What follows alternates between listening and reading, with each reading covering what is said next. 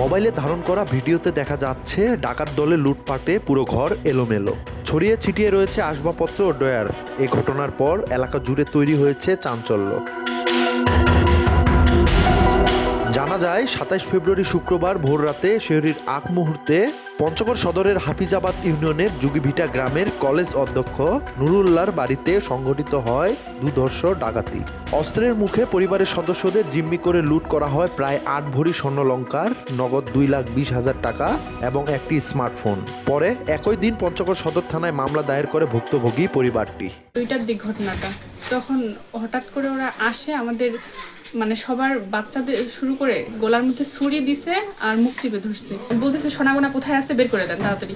তাই আমি বলতেছে কানেরগুলা বের করে দেন। আমি আচ্ছা কোনো ক্ষতি করে না, আমি দিচ্ছি, যা যা লাগে দিচ্ছি। পরে কানেরগুলা বের করে দিচ্ছি, হাতের চুড়ি ওরা ওগুলো সব কিছু ওখান থেকে বের করে নিচ্ছে। আমার বাচ্চার কানের দুল, আংটি, আমার পায়ের রূপার আংটি সব থেকে সব কিছুই নিয়ে নিচ্ছে। আমার মার হাতের চুড়ি, আমার মার কানের দুল সব কিছু নিয়ে গেছে। টাকা পয়সা 2 থেকে 3 লাখ টাকার মতো নিচ্ছে। আম্মুর কাছে 70,000 ছিল, ওগুলা নিয়ে গেছে। কয়েকজন লোক আসে ছুরি আর মুখগুলা করে সাথে সাথে দুইটা ছুরি নিয়ে নিয়ে আছে।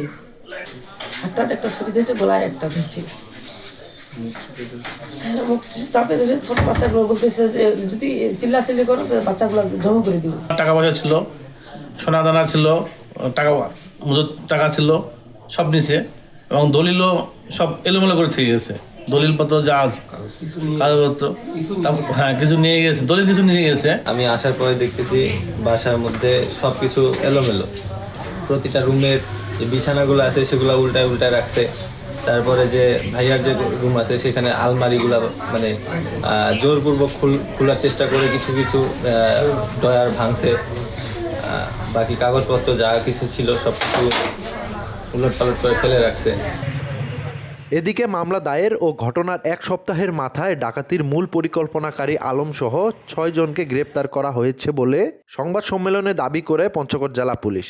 এদিকে চক্রটি আন্তঃজেলা চক্র হলেও ভুক্তভোগীর কাছে জমি বর্গা না পেয়ে ক্ষুব্ধ হয়ে ডাকাতির পরিকল্পনা করা হয়েছে বলে স্বীকার করে মূল পরিকল্পনাকারী। জানলার গ্রিল ভেঙে বাড়িতে প্রবেশ করে এবং বাড়ির সদস্যদেরকে অস্ত্রের মুখে জিম্মি করে তাদের বর্ণনা মতে 2,20,000 টাকা, 8 ভরি ওজনের বিভিন্ন ধরনের স্বর্ণালংকার এবং একটি অ্যান্ড্রয়েড মোবাইল ফোন ডাকাতি করে নিয়ে যায়। উক্ত ঘটনায় পঞ্চগড় সদর থানায় একটি ডাকাতি মামলা রুজু হয়।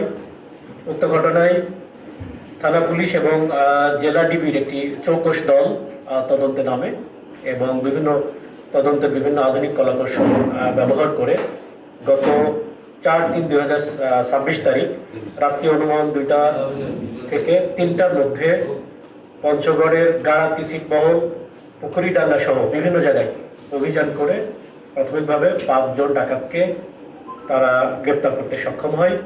আদালতে সোপর্দ করা হলে বিজ্ঞ জুডিশিয়াল ম্যাজিস্ট্রেট নিকট সে ফৌজদারি কার্যবিধির 164 ধারা মোতাবেক স্বেচ্ছায় স্বীকারোক্তিমূলক জবানবন্দি প্রদান করে।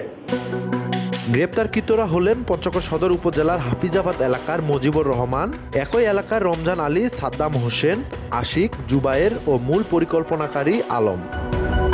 সোহাগ হায়দার, সময় সংবাদ, পঞ্চগড়।